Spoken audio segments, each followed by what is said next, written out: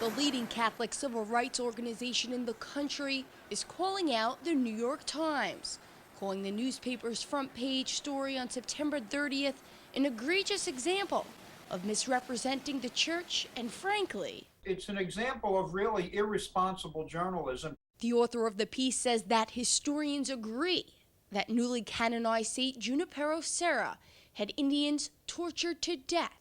But apparently, that's a claim that has yet to be cited. And Bill Donahue wrote to the reporter and said, please name the historians who agree. And Bill had done a lot of research and a brochure on behalf of the Catholic League on this, and he provided her with a list of at least 10 historians, the really 10 most authoritative books on Father Serra, none of which made that claim. The reporter did not respond.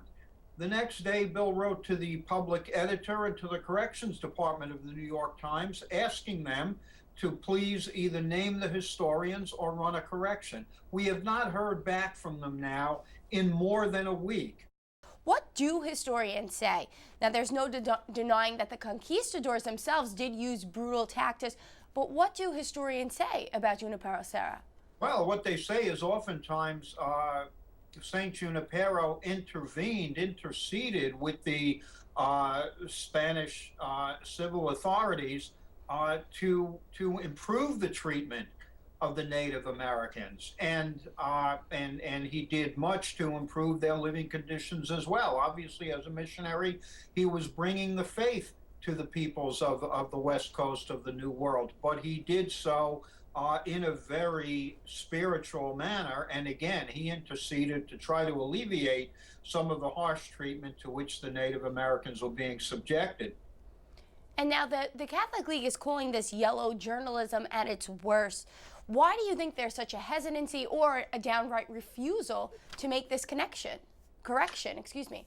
You know, it's hard to understand. Whenever the Catholic League has submitted ads to the op-ed page of the New York Times, we've always been required to document any statements of fact that we make, which is the way it should be. No problem with that. But when a reporter does a front page story and apparently has no documentation, is not questioned by the editors to make sure there's documentation, because we can't help but think if they had the documentation, they would share it with us. A lot of people forget the context and the times in which Junipero Serra was living in. He wasn't just a pious person in the pews, he was really in the nitty-gritty of life. Is that something that you think more people should attest to? It all has to be understood in the temper of those times, and again, within those times, that Father Junipero oftentimes interceded to get more humane treatment for the American Indians. The Catholic League is urging everyone to hold the Times to their journalistic integrity by contacting the public editor and demanding a citation or correction. The editor can be reached by email, public@nytimes.com. Reporting for Currents, I'm Michelle Powers.